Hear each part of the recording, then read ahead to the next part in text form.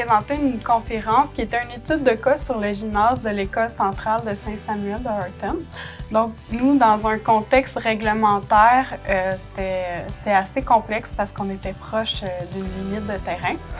Donc, notre objectif, c'était de faire une construction en bois, mais avec le contexte réglementaire, on n'était pas capable d'avoir tous nos côtés en bois. Donc, on a fait quand même beaucoup de démarches pour que notre structure soit complètement en bois, avec une structure de bois lamelé collé dans le gymnase. Ce que je veux que les gens retiennent de ma conférence, c'est en fait que la construction en bois, oui, c'est possible. Il y a souvent des démarches qui sont plus difficiles à faire, mais en optimisant puis en allant chercher puis en continuant l'étude réglementaire, on a été capable de construire en bois.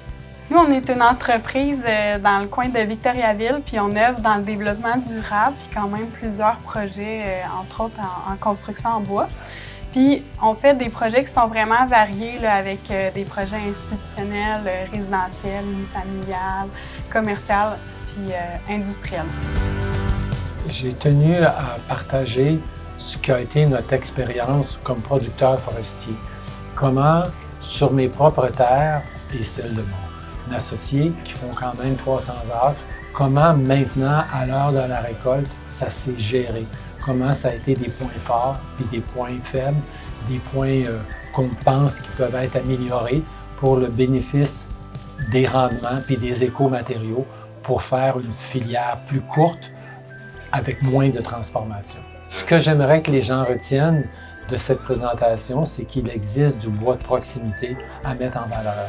Que c'est pas toujours du bois qui vient du bout du monde, c'est pas juste des 2x4, des 2x6. Apprendre aussi à connaître le bois. Quand on a une forêt où on voit des cerisiers, qui est un très beau bois, se faire couper pour un usage de déchiquetage, ça fait pleurer. Alors, on peut faire mieux.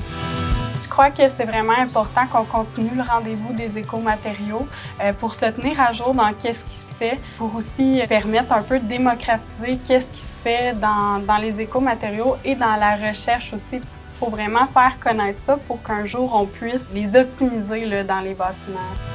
Le rendez-vous des écomatériaux, c'est entendu que c'est pas un événement où il y a 4000 personnes. Moins de monde, mais vraiment des compétences de haut niveau. Ça permet un réseautage, ça permet d'aller plus en profondeur dans nos rencontres.